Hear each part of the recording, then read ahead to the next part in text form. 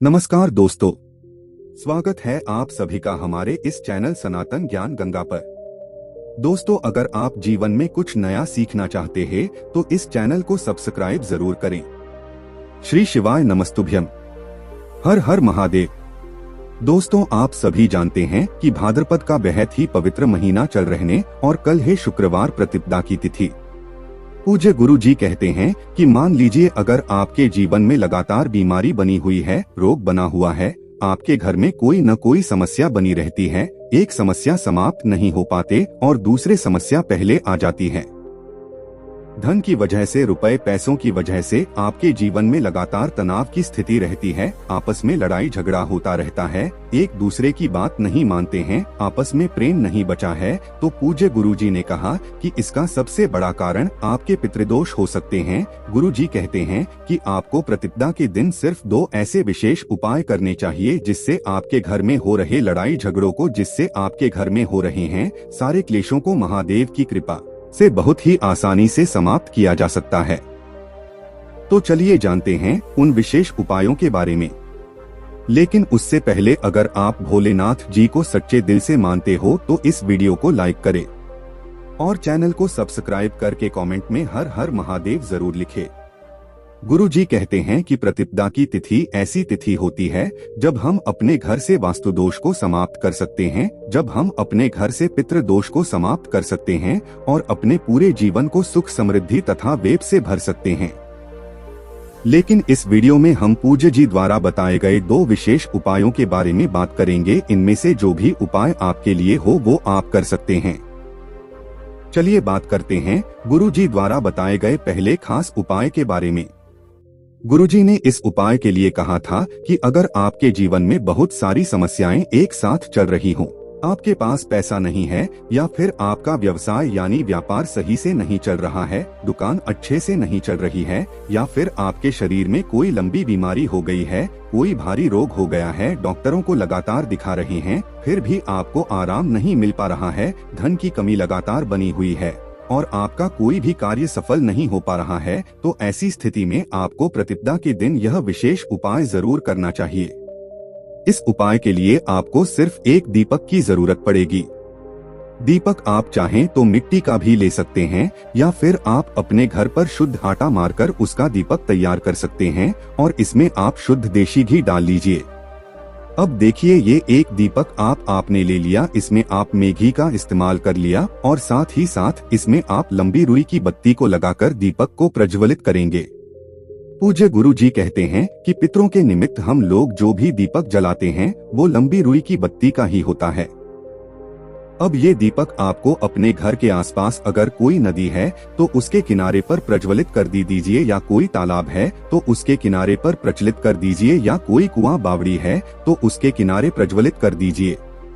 और अगर आप शहर में किसी ऐसी जगह पर रहते हैं कि आपके घर के आसपास ये सारे स्थान उपलब्ध नहीं हैं, तो फिर आप अपने घर पर ही यह दीपक प्रज्वलित कर सकते हैं। आपको अपने घर में ही आपका जो किचन होता है वहीं पर आपको यह दीपक प्रज्वलित करना है। गुरुजी ने कहा कि आपके किचन में जहां पर पानी रखा होता है, मान लीजिए आप मटके में पानी रखते हैं या फिर आप किसी बाल्टी में पानी रहते हैं या फिर आपके किचन में आरओ लगा हुआ है, तो उसी के आसपास प्रज्वलित कर दीजिए। अगर आरओ लगा हुआ है तो थोड़ा सा दूर रख दीजिएगा और अगर मटका या बाल्टी है तो उसके बिल्कुल नजदीक रख दीजिए और इस दीपक प्रज्वलित कर लीजिएगा। दीपक प्रज्वलित करने के साथ ही आपके जीवन में जो संकट हैं, जो कष्ट हैं, जो समस्याएं हैं, उनको दूर करने के लिए आप महादेव से प्रार्थना कर लीजिएगा और श्री शिवाय नमस्तुभ्यम मंत्र का कम से कम 11 बार स्मरण कर लीजिएगा।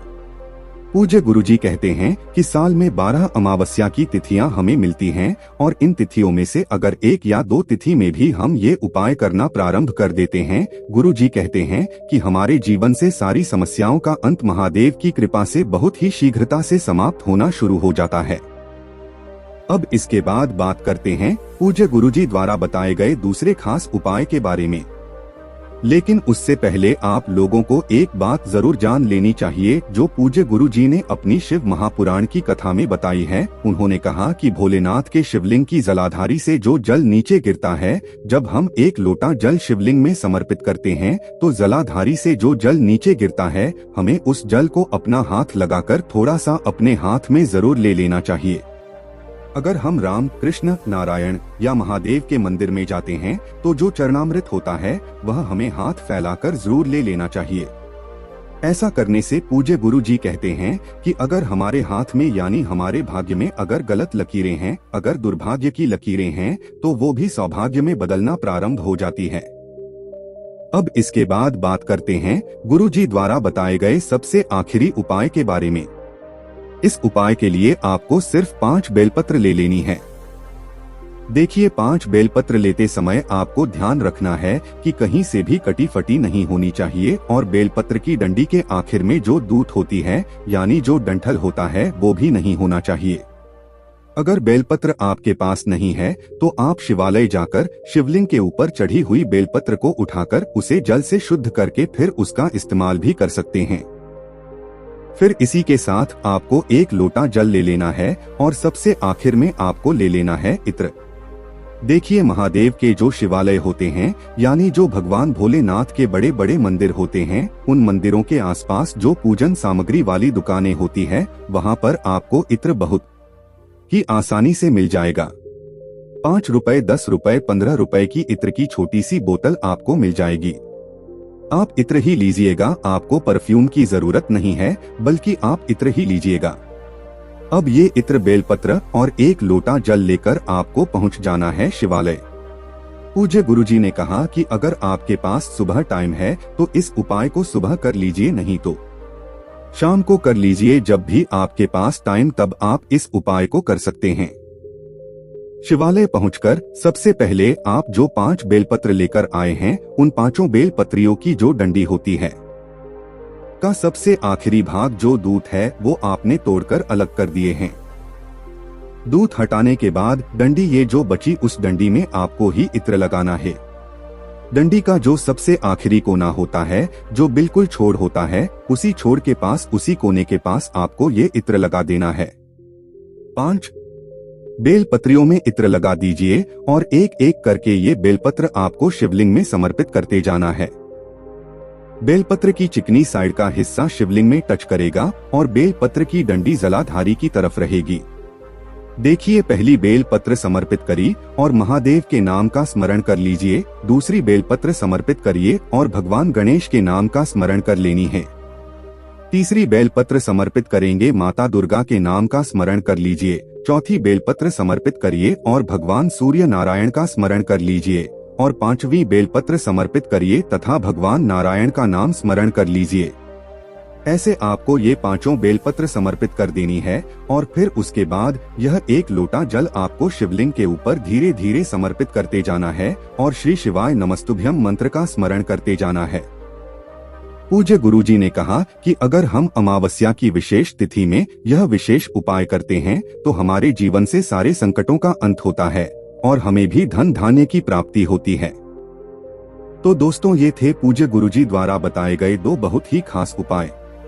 दोस्तों, आज के लिए बस इतना ही। मिलते हैं एक और ज्ञानवर्धक वीडियो के साथ। धन्यवाद।